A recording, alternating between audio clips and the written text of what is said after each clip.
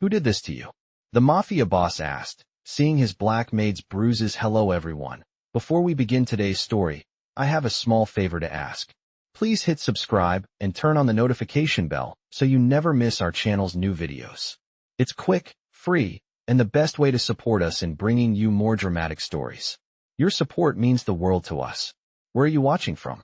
Drop your city or country in the comments below. Thank you very much. Now, let's return to our main characters. Alexander Romano had built his life on precision, on noticing what others overlooked, on understanding that the smallest details often carried the greatest consequences, and on a quiet Tuesday morning inside his limestone mansion overlooking the Hudson River, that instinct stirred for a reason he couldn't immediately name. The house moved at its usual measured pace, footsteps softened by thick rugs, sunlight filtered through tall windows, the smell of fresh coffee cutting through the stillness, and Lena Brooks moved through the space the way she always did, efficiently, quietly, eyes lowered not from shame, but from habit. She had learned long ago that invisibility was a form of safety, especially in places owned by powerful men, and Alexander had never questioned her presence because everything about her work spoke of care and restraint. She placed the porcelain cup on the desk beside him, the saucer making a barely audible sound, and turned to leave, but as she reached for the door, Alexander's gaze lingered where it rarely did, on her wrist, just beneath the cuff of her long sleeve. There was a faint discoloration there, muted, partially hidden, the kind of mark that would mean nothing to most people and everything to someone trained to read rooms and faces for a living. He didn't move at first, didn't raise his voice, didn't interrupt the rhythm of the room, because power, he knew, was most effective when it remained calm. Lena sensed the pause before she heard it, that slight change in the air when someone was watching you, and she adjusted her sleeve without thinking, a small, practiced motion that spoke volumes without saying a word. Alexander leaned back in his chair, fingers steepled, eyes steady, and asked the question without accusation or anger, his voice even, controlled, almost gentle. Who did this to you? The words settled into the space between them, not sharp, not loud, simply present, and Lena's shoulders stiffened for a fraction of a second before she forced herself to relax. She turned, offered a polite smile that didn't quite reach her eyes, and said it was nothing, that she was fine, that she needed to finish her tasks before noon, her tone respectful, composed, the way people speak when they've learned not to invite concern. Alexander watched her carefully, not for the answer she gave but for the way she gave it, the way her eyes flicked away, the way she held herself as if bracing against an unseen weight. And he understood then that the truth was not something she was ready to offer, not because she lacked courage but because she had learned the cost of speaking. He nodded once, dismissing her without pressing further, and Lena left the room, her footsteps measured, her back straight, unaware that something had shifted behind her. Alexander picked up his coffee and stared out at the river, memories surfacing of places where silence had hidden far worse than words ever could, and he realized that the mark on Lena's wrist did not belong in his house, not because he owned the walls, but because he believed, quietly and without ceremony, that dignity was not a privilege to be granted but a line that should never be crossed. The rest of the morning unfolded with deceptive normalcy, the kind that allowed people to pretend nothing had changed while something fundamental had already shifted beneath the surface. Lena Brooks continued her work with the same careful attention she always gave it, polishing surfaces until they reflected light, aligning objects so precisely that the room seemed to breathe easier when she was done, yet inside her, a familiar tension tightened. Alexander Romano's question echoed in her mind not because it was loud or cruel, but because it had been asked without judgment, and that unsettled her more than anger ever could. She had spent years learning how to deflect concern, how to soften explanations, how to keep her pain contained and manageable, and now she found herself replaying the moment, wondering why his eyes had held hers for just a second longer than necessary. From the study window, Alexander watched the grounds below, the sweep of green stretching toward the river, and considered the patterns he had seen throughout his life, how silence often hid the most important truths. He had asked one question and received an answer that meant nothing, which told him everything. Lena's denial had been instinctive, shaped by experience rather than deceit, and he recognized it because he had seen it in men who claimed they were not afraid, in associates who insisted everything was under control right before it was not. He did not summon her back, did not press, did not assign meaning aloud, because restraint had always been his advantage. Hours later, as the household prepared for the afternoon lull, Lena paused in the corridor outside the laundry room, rubbing her wrist absently before catching herself and forcing her hand still. The mark was fading, she told herself, barely visible now, something that would disappear if she ignored it long enough, the way other things had. She reminded herself why she stayed quiet, why she kept her life neatly divided between work and the world outside these walls, because asking for help had never been simple, and trusting power had always come with a price. Alexander moved through the house later that day, greeting staff with the same reserved nods, his presence calm, unremarkable, yet his attention sharpened. He noticed how Lena kept to the edges more than usual, how she shifted her weight carefully when lifting supplies, how she avoided being seen adjusting her sleeve. None of it was dramatic, none of it demanded intervention, and that was precisely why it mattered. In his world, problems rarely announced themselves. They revealed their outlines quietly, waiting to see who was paying attention. That evening, as the sun dipped low and cast long shadows across the marble floors, Alexander reviewed reports in his office, pages filled with information that held no emotion, no context, only facts. Still, his mind returned to the same image, the faint discoloration against Lena's skin, the way she had smiled while dismissing it, the way people learned to protect others by minimizing themselves. He set the papers aside, understanding that some questions were not meant to be answered directly, that some truths required patience rather than force. Lena finished her shift and prepared to leave, her coat pulled close despite the mild weather, stepping out into the quiet drive with the familiar mix of relief and vigilance that accompanied her evenings. She did not know that she had been seen, truly seen, or that her silence had been understood not as weakness but as a line she was trying to hold. Inside the house, Alexander stood alone for a moment longer, looking at the door she had just closed behind her, and made a decision without ceremony or announcement, the kind that did not require witnesses, only resolve. Later that night, Lena Brooks rode the bus back toward her apartment, the city sliding past the window in familiar blurs of streetlights and storefronts, her reflection faint against the glass, steady and composed in a way she had practiced for years. Her life outside the Romano estate was small by design, a one-bedroom walk-up above a quiet corner store, the kind of place where rent was manageable if she worked overtime and neighbors minded their own business. She unlocked the door, stepped inside, and exhaled as if setting down something heavy she had carried all day without realizing it. The apartment smelled faintly of lemon cleaner and laundry soap, everything in its place, nothing extravagant, nothing that invited questions. Lena set her bag down, rolled up her sleeves, and checked her wrist in the bathroom mirror, the light harsh and unforgiving. The mark lighter now, but still present, still real. She adjusted the sleeve again, not out of shame, but out of habit, the same way she had learned to keep her voice calm and her answers simple. Silence had never been a weakness to her. It had been a skill, one that kept her employed, kept her independent, kept her from becoming a burden to anyone. She prepared a modest dinner, measuring ingredients carefully, counting dollars in her head the way she always did, because every choice mattered when you were responsible for yourself and no one else. Across town, Alexander Romano remained awake in his study, the house quiet around him, the weight of the day settling into something more reflective than urgent. He had not made any calls, had not given instructions, because he understood that timing was everything, and rushing answers often created noise instead of clarity. His mind traced the same details again, Lena's careful movements, her calm refusal, the way she carried herself as if asking for nothing at all. He respected discipline, and he recognized it in her, the discipline of someone who had learned to endure without complaint. The next morning, Lena rose early, the sky still pale, and prepared for another day that would look, from the outside, exactly like the one before it.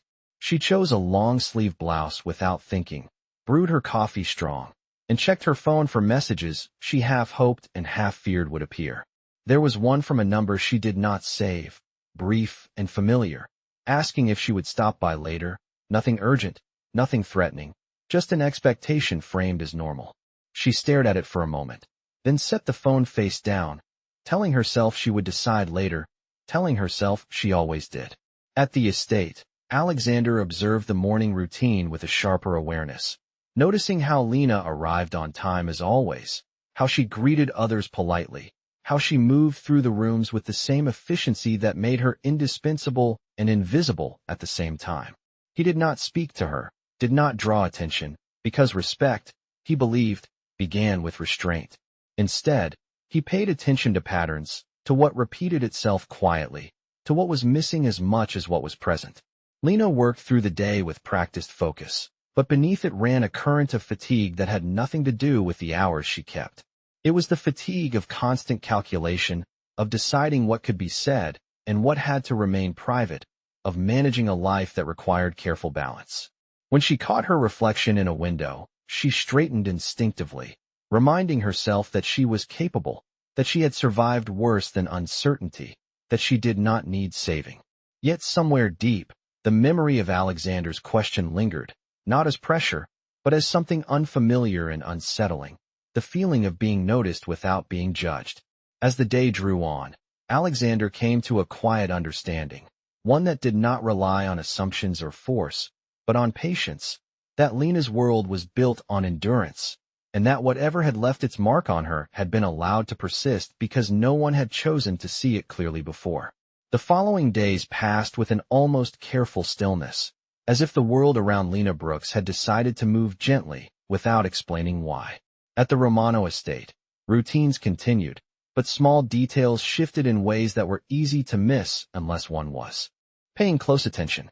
Lena noticed that she was no longer assigned tasks that required heavy lifting, that supplies appeared closer to where she worked, that schedules adjusted subtly without her asking.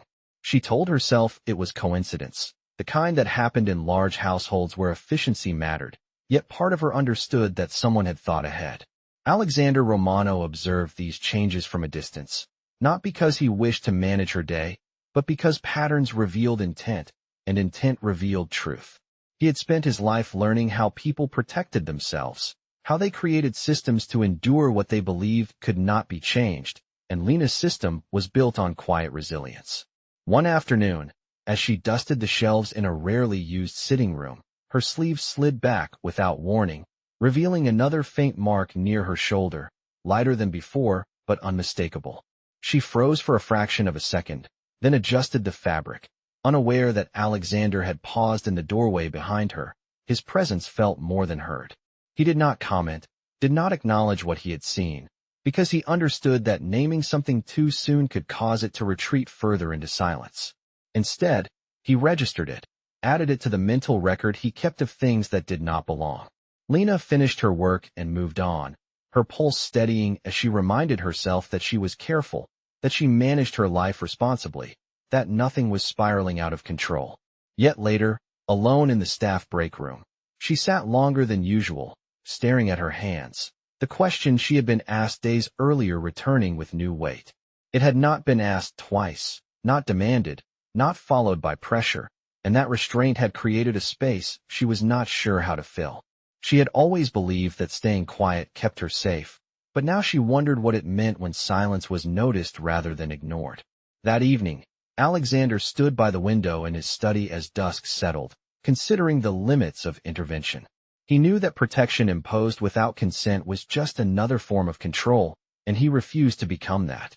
Whatever had left those marks on Lena had taken advantage of her sense of responsibility, her reluctance to complicate her own life, and he recognized that pattern because he had once relied on similar instincts in others. He decided then that his role was not to extract a confession, but to ensure that she was no longer isolated within the boundaries she had drawn. The next morning, Lena arrived to find a quiet change in her routine, an invitation to assist with lighter administrative tasks for part of the day, framed as temporary help rather than accommodation. She accepted without comment, grateful for the shift even as she questioned its origin. Sitting at the desk, sorting documents, she felt an unfamiliar sense of being allowed to pause, to breathe without watching the clock so closely. She glanced up once and met Alexander's gaze across the room, not sharp, not assessing, simply steady. He gave a brief nod, nothing more, and returned to his work. It was a small exchange, but it carried a message she felt rather than understood, that she was not being monitored, not being tested, but being regarded. As the hours passed, Lena realized that no one had asked her to explain herself. No one had demanded proof or justification. And for the first time in a long while, the absence of pressure felt heavier than expectation. She left the estate that evening with a quieter mind, sensing that something had changed not because she had spoken, but because someone had decided that her silence did not mean her pain was insignificant. By the end of the week, Lena Brooks began to understand that the hardest thing about being given space was learning what to do with it. The subtle adjustments to her routine continued, never announced, never framed as concern, and because no one explained them, she could not easily refuse them. She found herself leaving work a little earlier, her tasks redistributed in ways that felt considerate rather than corrective, and with that extra time came decisions she had long postponed. One evening, standing in her apartment with the city humming outside, she looked at her phone again, at the same unsaved number that appeared with steady regularity, messages written as if closeness were still assumed. She typed a response, erased it, set the phone down, and focused instead on folding laundry, on choosing control where she could. At the estate, Alexander Romano noticed that Lena's posture was changing, not dramatically, but enough to suggest that something inside her was rebalancing. She moved with a little less tension in her shoulders, paused without apology when she needed to, and yet there remained a line she refused to cross, an explanation she would not offer even when it might have been easier. He respected that line, understanding that autonomy mattered more than answers, and that forcing truth from someone who had survived by guarding it would only fracture what little trust had begun to form. One afternoon, he asked her to bring documents to his study, the request ordinary, the tone neutral, and when she entered, he spoke only of work, of schedules and arrangements that would soon change. He informed her that he was restructuring staff roles, that her responsibilities would shift toward organization and coordination, and that the position would come with adjusted hours and pay. Lena listened carefully, her expression composed, gratitude flickering briefly before being replaced by something more guarded.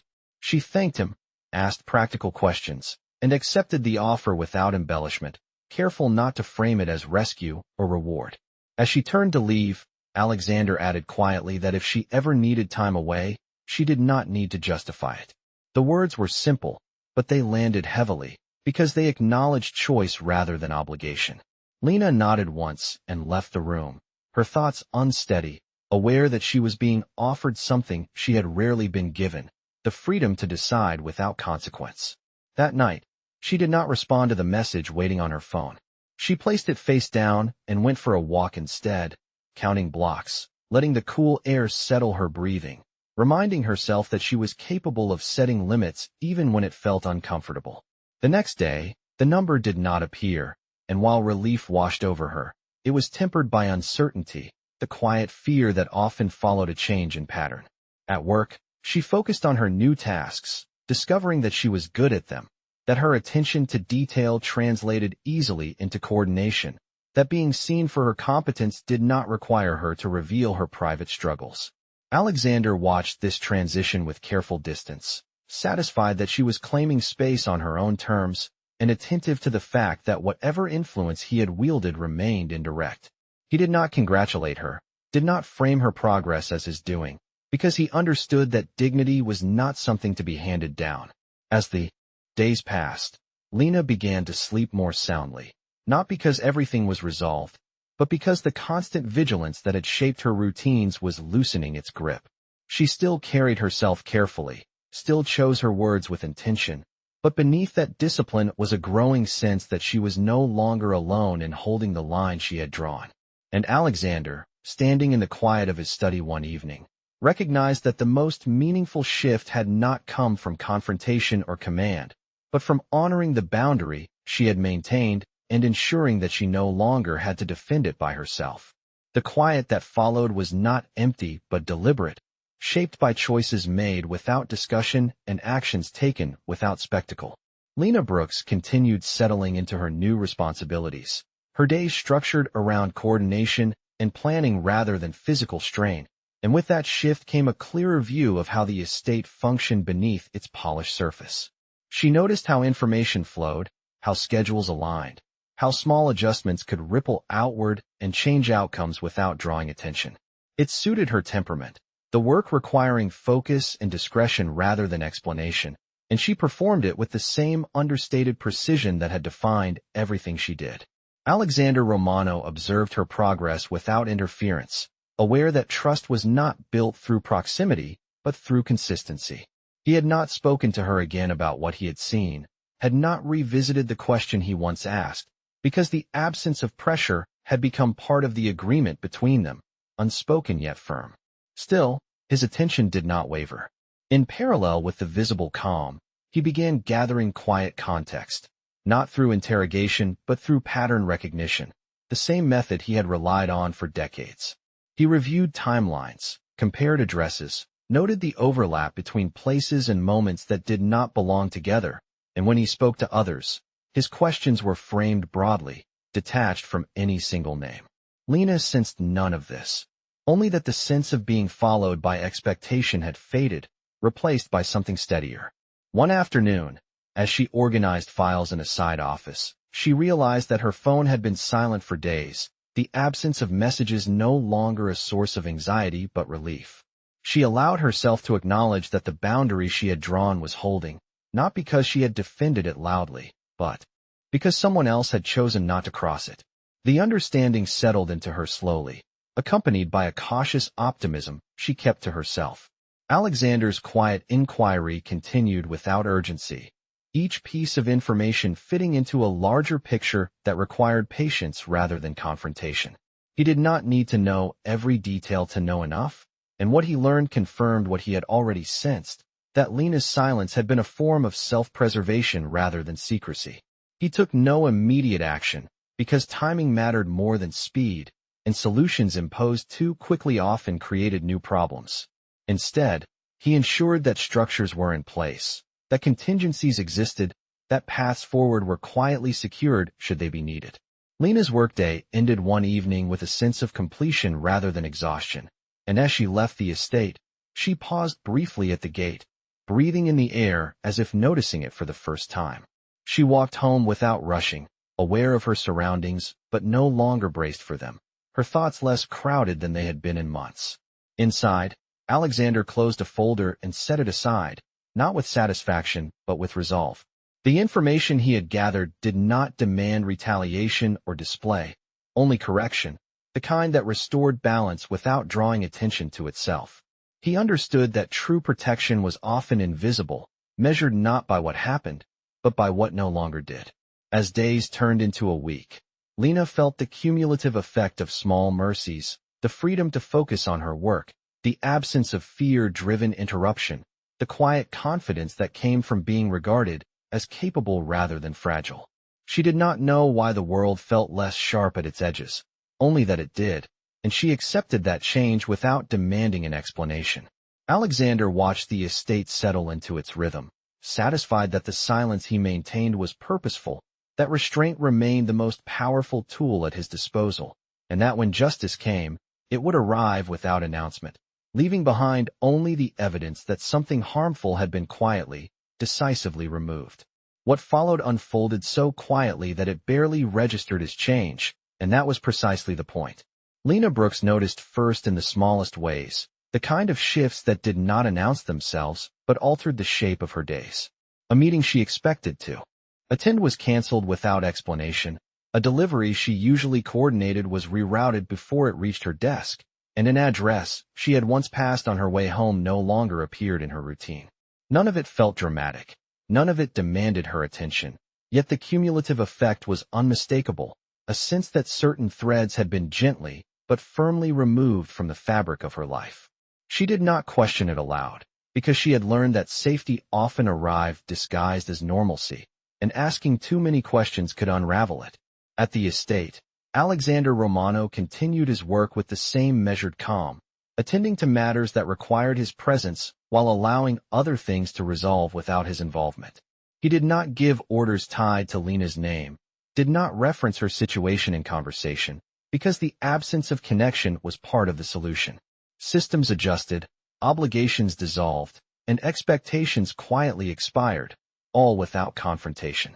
He understood that correction, when done properly, left no spectacle behind, only the absence of what should never have been there to begin with.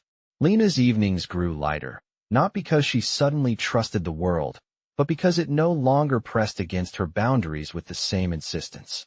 She found herself walking different routes, lingering at the corner store, exchanging brief smiles with neighbors she had previously passed without noticing.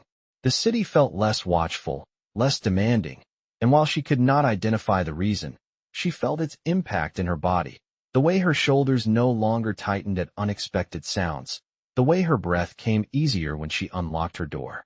At work, her confidence deepened, not loud or performative, but rooted in competence and respect.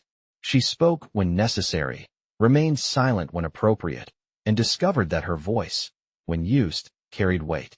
Alexander observed this from afar, recognizing the outcome he had intended not as victory, but as restoration. He did not seek acknowledgement, because justice that required applause was rarely just.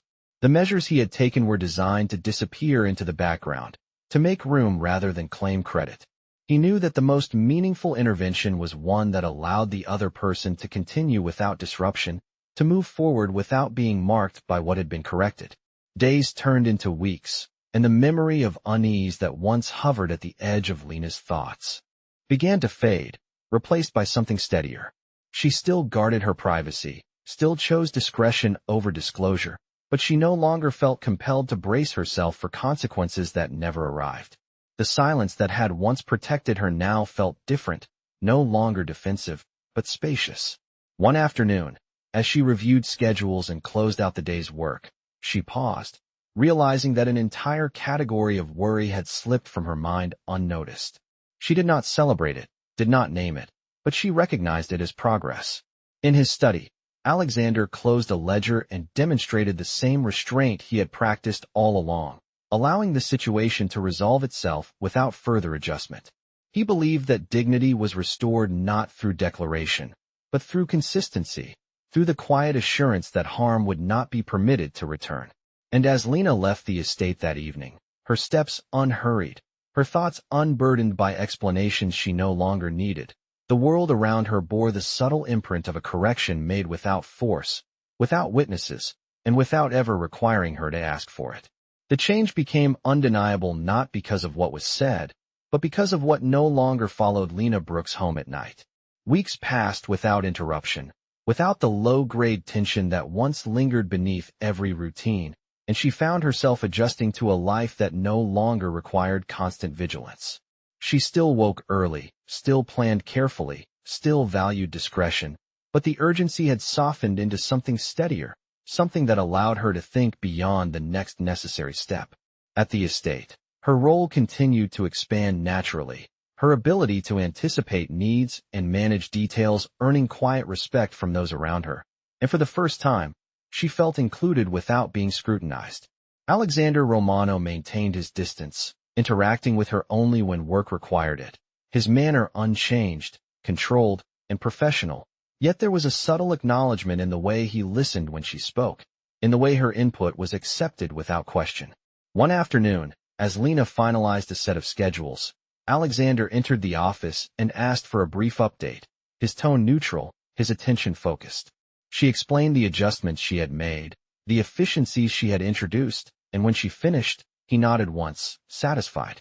Before leaving, he paused, not long enough to create discomfort, and said quietly that she had done well, that her judgment was sound, and that she was trusted. There was no praise layered with expectation, no suggestion of obligation, just a statement of fact. The words stayed with Lena long after he left, not because they were dramatic, but because they affirmed something she had rarely been given, acknowledgement without condition.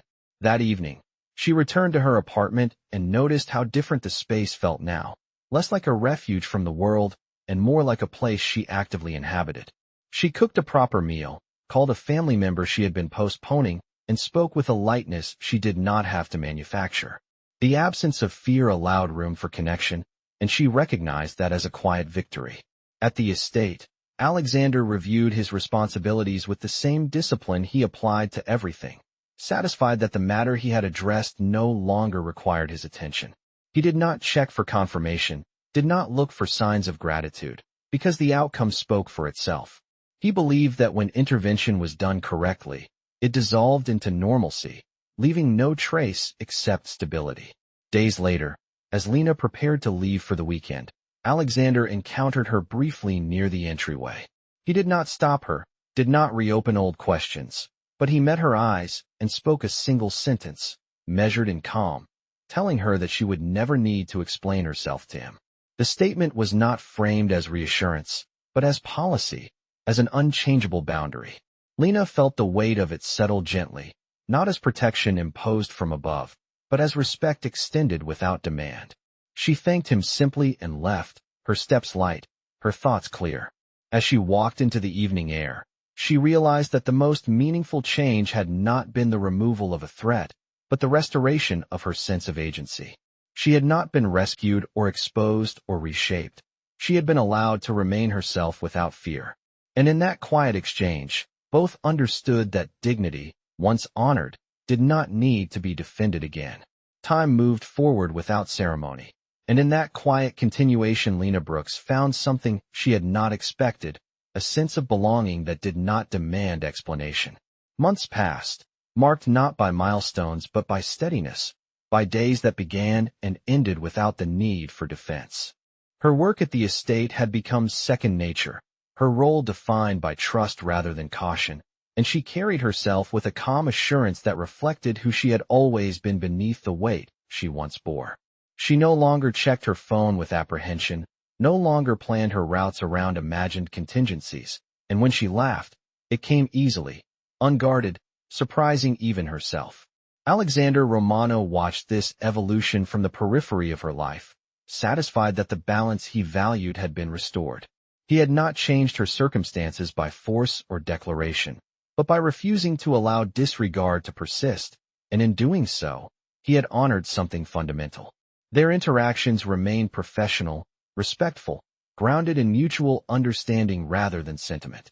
On a clear autumn afternoon, as the estate prepared for a gathering, Lena moved through her responsibilities with practiced ease, coordinating details that would once have overwhelmed her. She caught Alexander's attention briefly to confirm a final arrangement, and he listened, considered, and agreed without hesitation. The exchange was simple, efficient, and complete, yet it carried the quiet affirmation that she was trusted to stand where she stood. Later, as the guests departed and the house returned to its familiar stillness, Lena stepped outside for a moment, breathing in the cool air, aware of how far she had come without ever needing to announce it.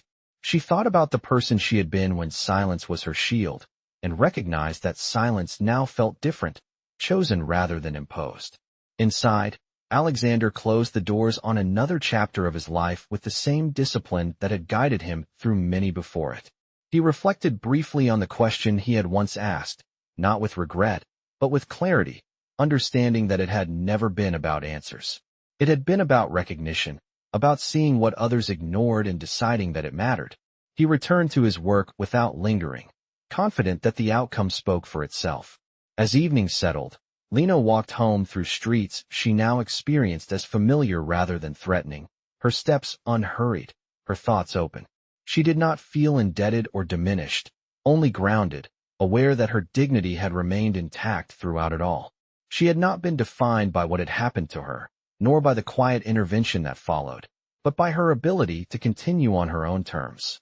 In that understanding lay her strength.